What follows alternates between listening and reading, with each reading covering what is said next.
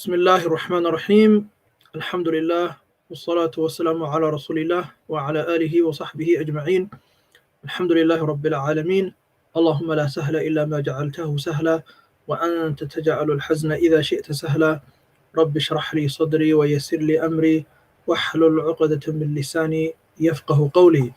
Assalamu alaikum wa rahmatullahi wa barakatuh. Welcome once again to another episode of Risalatul Mustarshideen, the book that we were covering by Imam Harith al-Muhasibi alayhi rahmatullah.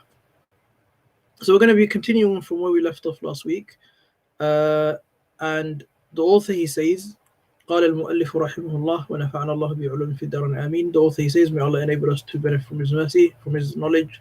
واستعن بالله في كل أمر. So the author, he says, always seek assistance, and we touched upon this last week also a little bit. واستعن بالله في كل أمر. So seek assistance from Allah in every situation. So in every circumstance or situation that you may find yourselves in, always seek Allah's assistance and Allah's help. There is never a matter that's too trivial, that is important to you, that is outside of the scope of Allah's help and his assistance. So even if it's something that's really important to you, however much you may deem that to be trivial or unimportant in any way, if it's important to you, then inshallah ask Allah for assistance, so long as it's not something impermissible, Islamically speaking. Always seek Allah's assistance in everything that you do, for every affair, for every circumstance, for every situation. And then you will have that divine presence. Allah subhanahu wa ta'ala will always be taking care of you, always be looking after you, and always be taking care of your affairs. So it's always important, inshallah, to always have that habit of having that connection with Allah. So whenever something happens, you always remember Allah. Whenever you need something, you always remember Allah. Whenever a situation is going well for you, you praise Allah, you thank Allah. Whenever something's not going well for you, you seek Allah's aid and his assistance, and you seek his forgiveness. When you've done something wrong, you seek Allah's forgiveness. When you feel that you are you've fallen out of grace, you seek Allah's mercy. So there's so many things that we need to do, and it revolves around seeking Allah's assistance and having that relationship with him. Then the author, he says, وَاسْتَخِرِ اللَّهَ فِي كُلِّ حَالٍ, and seek Allah's counsel, and seek his counsel in every situation. So whatever life throws at you, and whatever confusion that you may be in any situation, or whenever there's a time in which you are you don't know what the best options are in anything in life, seek Allah's counsel. Always the counsel of Allah is the best. Seek people's counsel, but also Allah's counsel is the most foremost. فَإِذَا Allah subhanahu wa ta'ala says in the Quran, فَإِذَا عَزَمْتَ فَتَوَكَّلْ عَلَى اللَّهِ. When you've made that determination, put your trust in Allah at that point. Rely on Allah. So you do your best in any circumstance or any situation that you may find yourselves in. Whenever you need to make a decision in life, our responsibility is that we try and come to terms with everything that we need to understand about the decision that we need to make. And when we feel and we sought counsel and we've sought advice, then you leave the rest to Allah. You'd make a decision and you trust that was the best decision that you made, and you leave it to Allah. Okay? Allah subhanahu wa ta'ala says, فَإِذَا عَزَمْتَ, when you've made that determined choice, then put your trust in Allah subhanahu wa ta'ala. So whenever there's uncertainty in anything, always ask and seek Allah's counsel. Then he says, وَمَا أَرَادَكَ اللَّهُ لَهُ فَاتْرُكِ الْإِعْتِرَاضَ فِيهِ. And we've already touched upon these last week, but in the context of this episode, inshallah, it's important to kind of include everything, because it's all one big piece of advice. So the author says, in anything that Allah has then desired for you, anything that Allah has decided is for you, or whenever you feel that you understand and you come to terms and you've understood that this is what I seem to be tilting towards this direction, then don't be upset or angry at that which was determined for you. Okay? So sometimes things might not go to your expectation or to your desire. Your desire might be that you want things to turn out one way, whereas that which may be better for you might be something completely different. But obviously Allah subhanahu wa ta'ala, He knows and we don't know.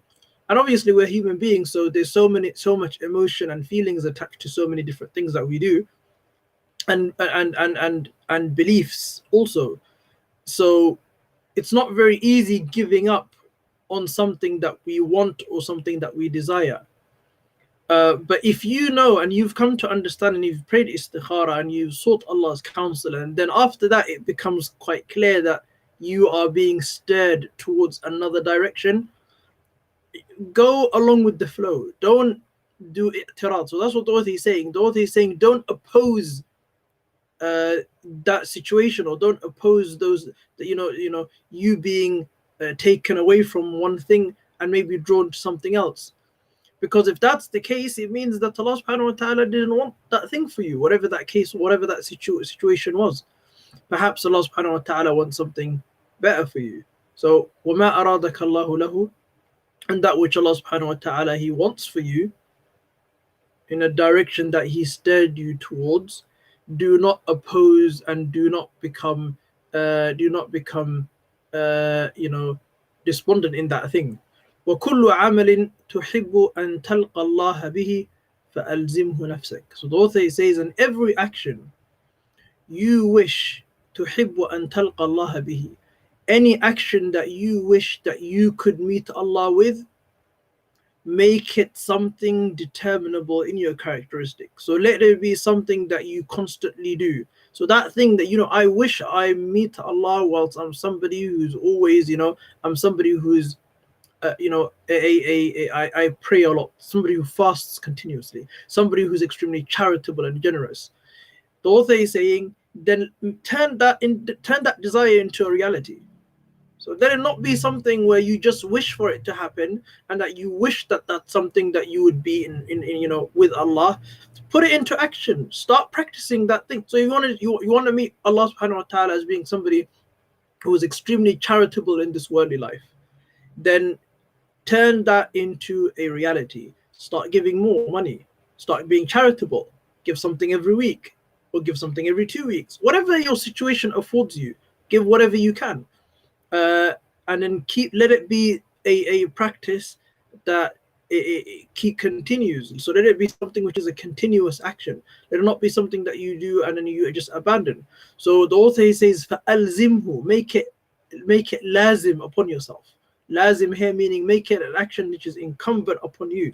I've made this action incumbent upon myself because it's something that I wish to meet Allah with in the afterlife. So something really important to do, inshallah. And from this we can kind of garner and understand the importance of turning a desire into a reality. So that's pretty much what it is.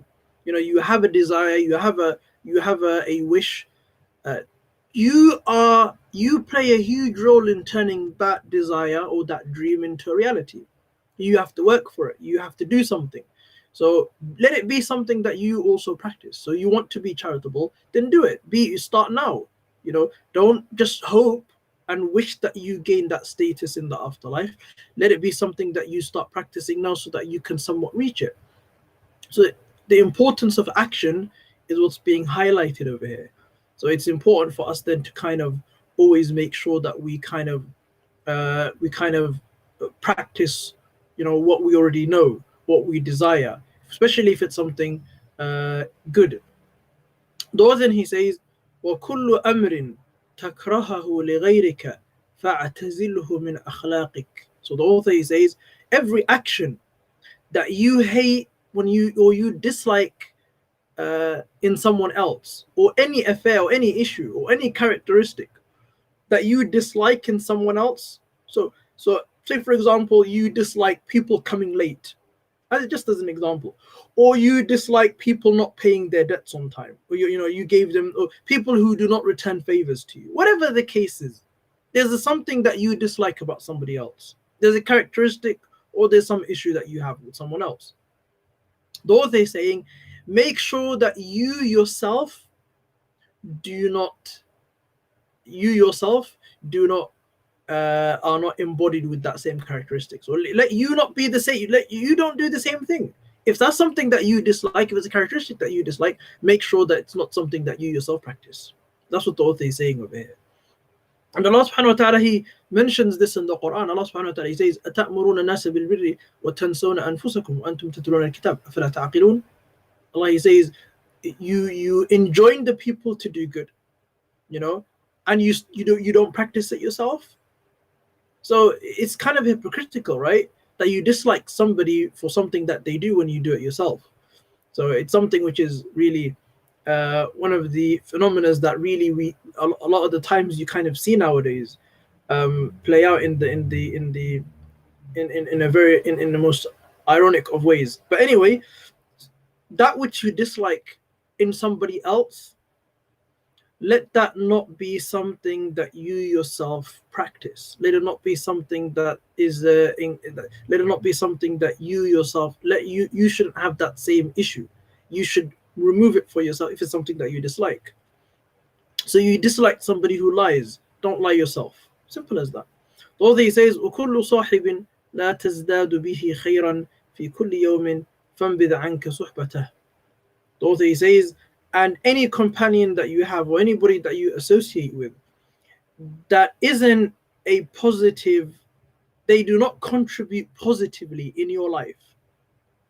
And what he means here is that when they don't contribute positively in your life, is meaning that they go on the opposite trajectory. So they're completely opposite, in fact. So they only actually bring you to more harm to you than good, in terms of your faith and your religion and everything else. In those types of people, you don't need to be friends with. The author says, فَانْبِذْ عَنْكَ صُحْبَتَهُ. Throw away their friendship. Because what's the whole point of having a friend? What does a friend even mean? And what should a friend, what should characterize a friend? I mean, a friend is supposed to be somebody who looks out for your best interests, or you have some shared values, or you enjoy each other's company based on the fact that there's some benefit, there's some benefit there. So when people say friends with benefits as if it's a bad thing, it's not really necessarily a bad thing. That's the whole point of friendship. The reason why you're friends with this person is because they give some kind of fulfillment to your life. Otherwise they wouldn't be a friend, really.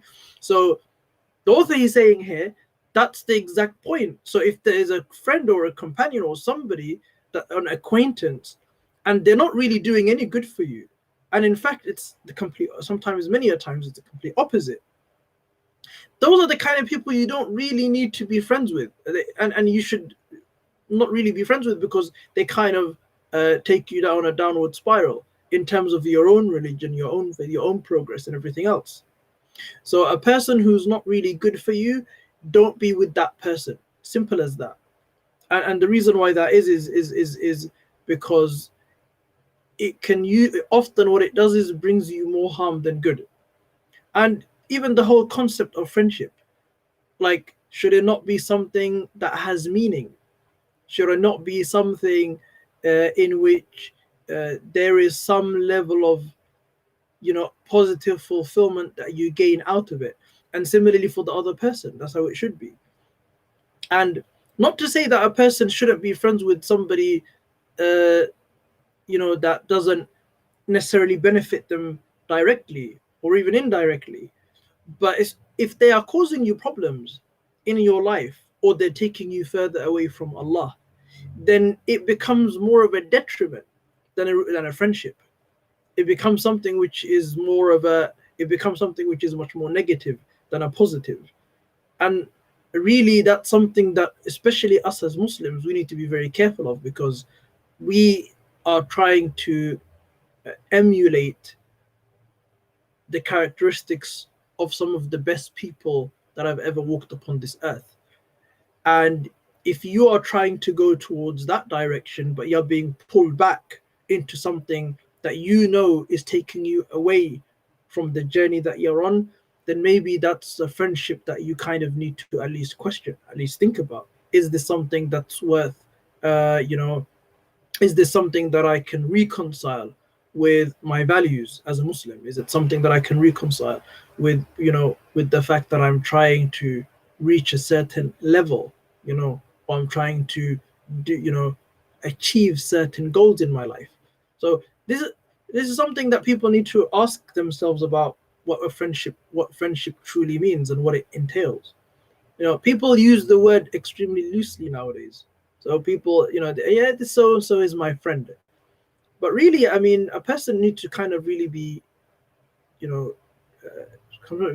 try and scrutinize their friendships so that they can, you know, be able to kind of achieve what it is that they need to in life. So the author, he says, وَخُذْ بِحَظِّكَ مِنَ الْعَفْوِ وَالتَّجَاوُزِ.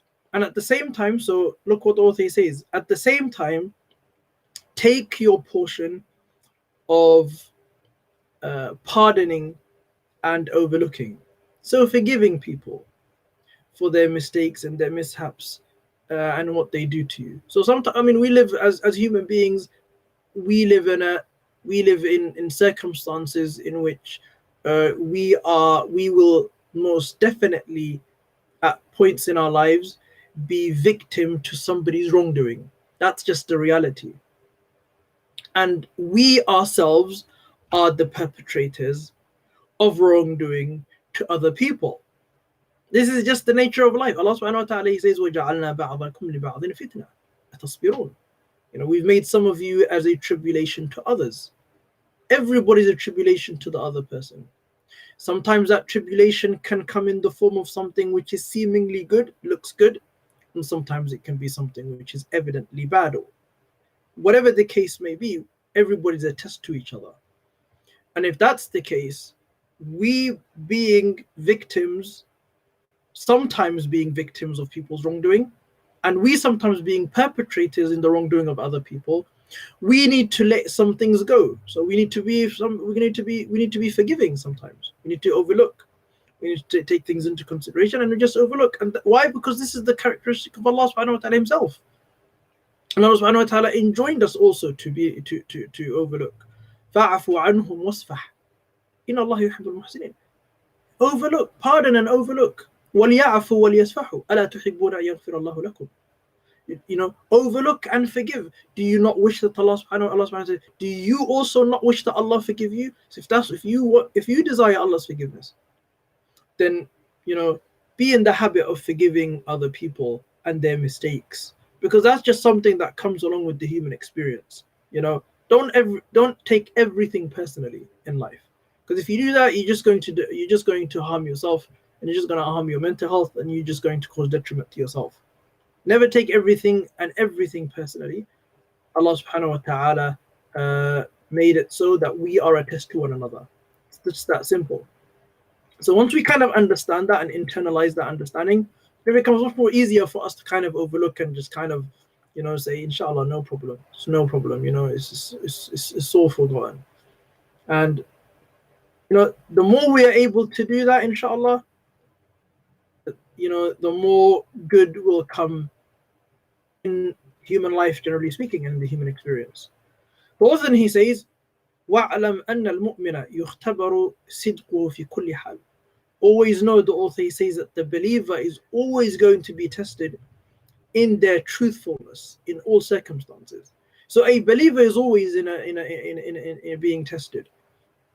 Their truthfulness and their sincerity, okay, and their intentions are always going to be tested, because that's how you determine whether somebody is truly genuine or not, is by testing them.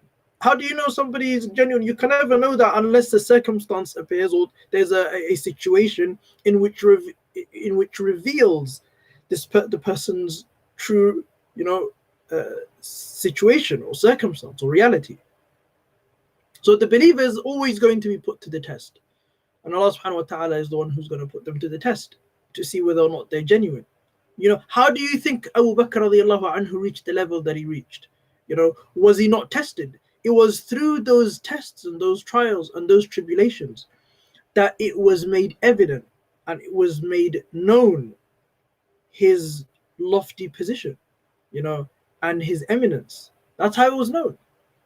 Through those tests, through those trials, through those difficulties, through those experiences which many people would have fallen, he showed his truthfulness. So that's how the believers are tested. Also, he says, مُطَّلَبٌ نَفْسُهُ بِالْبَلْوَى Muttalab means they are sought after, meaning the believer is one who is sought after with tests and tribulations. So because someone's a believer, okay, they themselves, okay, are the target. So that's what Allah is saying. They are a target and a magnet of trials and tribulation. Because you claim to be something, it will be. Allah subhanahu wa ta'ala, He says, أحسب الناس أن يقولوا أحسب الناس ألف لام ميم أحسب الناس أن يتركوا أن يقولوا آمنا وهم لا يفتنون ولقد فتنا الذين من قبلهم فليعلمن الله الذين صدقوا وليعلمن الكاذبين. Allah subhanahu wa ta'ala, He says in the Quran, do people assume that they would be left alone just because they say we are believers? Is that all they assume the situation to just be? But no, that's not the case. Meaning it really doesn't need an answer. It's quite evident that no, people are tested, and Allah subhanahu, and definitely, surely we have tested those people who came before them. So it was made evident those who were truthful in their claims and those who are lying in their claims. So a believer is always going to be the object of trials and tribulations. That's just how it is. So a person who wants to be a believer needs to kind of divorce this worldly life in a way, and it's kind of interesting because I want to mention a statement made by Junaid. So Junaid is one of the early scholars of Islamic spirituality, one of the great scholars of eminence. Was a great faqih, he was a great mujtahid, alayhi rahmatullah, and he was also a great master in Islamic spirituality. He said something which is quite interesting. He said, I've internalized, he goes, I've come to the realization, and I've absolutely internalized that I do not expect this world to give me anything that I like. Meaning, I expect the world to throw everything that I dislike at me. This is what he said.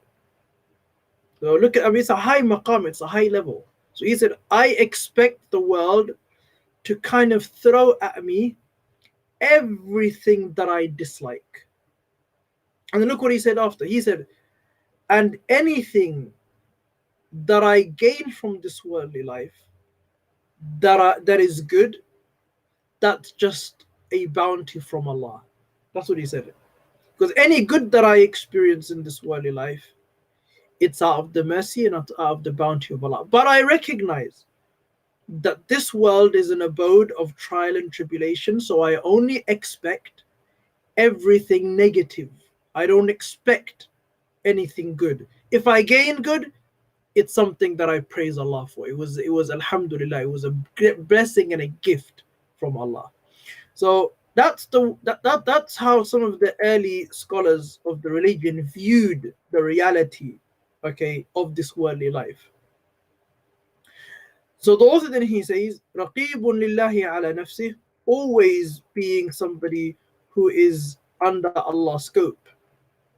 فَاثْبُتْ عَلَى مَحَجَّةِ الْحَقِّ فَإِنَّكَ مُرَادُ الْعَوْنِ. But the author he says, always stand firm and always be strong upon mahajjatil haqq, upon the self-evident truth, for indeed you are the object also of assistance. So not only are you an object, if you are a believer, of trial and tribulation, but you are also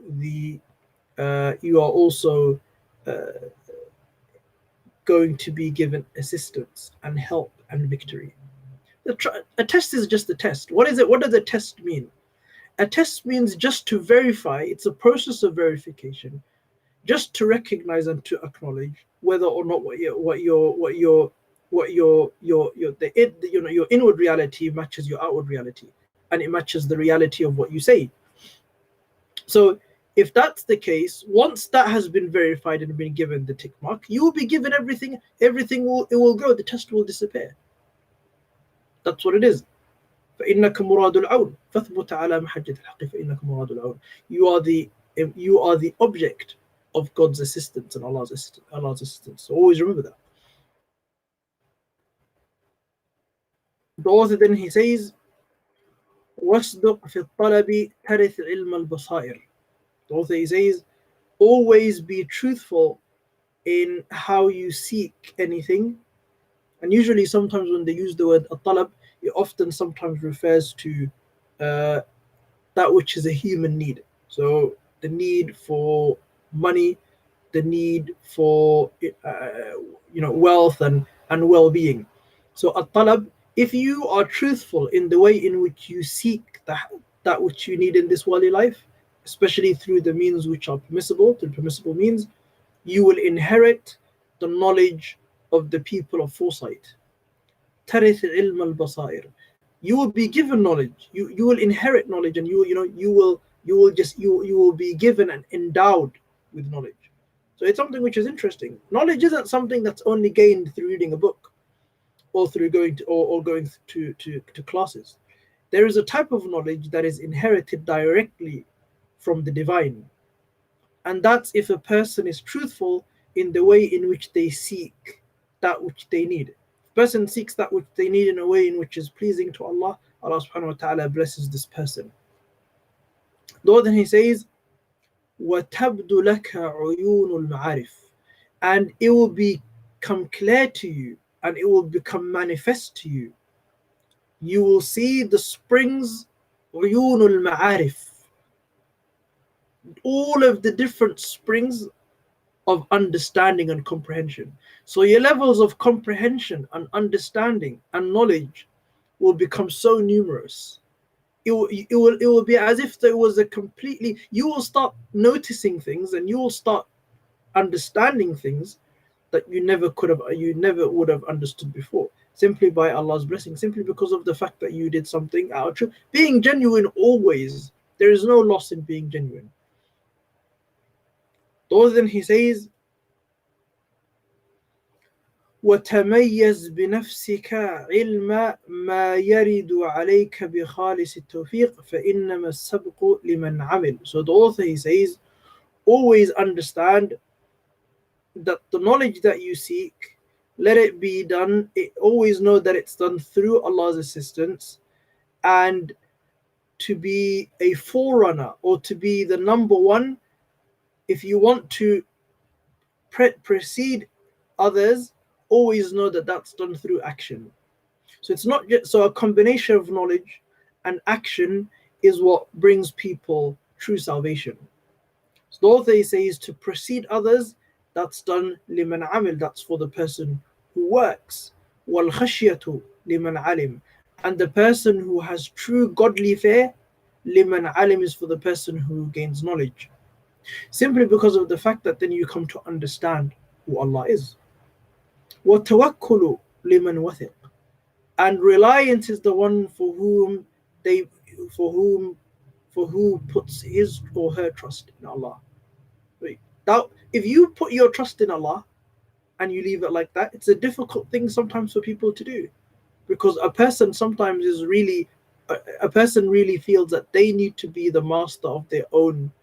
And that's just the human experience. A person feels that they, even though sometimes they understand that no, actually it's all in the hands of Allah, they still feel that I am the one, I putting my trust in anyone other than myself, that's very difficult.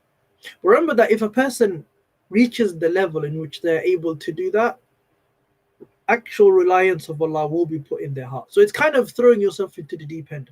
But once you're there, you learn to swim as you are initially maybe thinking that you're drowning. So that initial experience of assuming that you're drowning is actually you learning that, getting that process of education, and then you start swimming very easily. That's how it works. وَالْخَوْفُ لِمَنْ أَيْقَنَ, and fear is for the one who has certainty, because the person who has certainty is the person who knows exactly what's coming in the afterlife. وَالْمَزِيدُ لِمَنْ شَكَرَ, and an increase is for the one who is grateful. Allah subhanahu wa ta'ala, he says in the Quran, لَإِن شَكَرْتُمْ لَأَزِيدَنَّكُمْ, if you are grateful to Allah, I will give you an increase. So the author, he says, وَالْمَزِيدُ لِمَنْ شَكَرَ, an increase is always for the person who's grateful. If you are grateful to Allah for what you have, Allah will give you more. It's just that simple. And if you are not grateful to Allah, Allah will only give you much more things to complain about. People, we always like to complain about so many things. Or we're so ungrateful for so many things. But always remember, it could get much worse. Always know that it could be worse.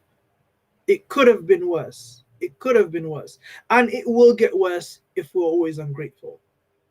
Allah subhanahu wa ta'ala says, لَإِن شَكَرْتُمْ لَأَزِيدَنَّكُمْ وَلَإِن كَفَرْتُمْ إِنَّ عَذَابِي لَشَدِيدٌ. And if you're ungrateful, indeed my punishment is severe.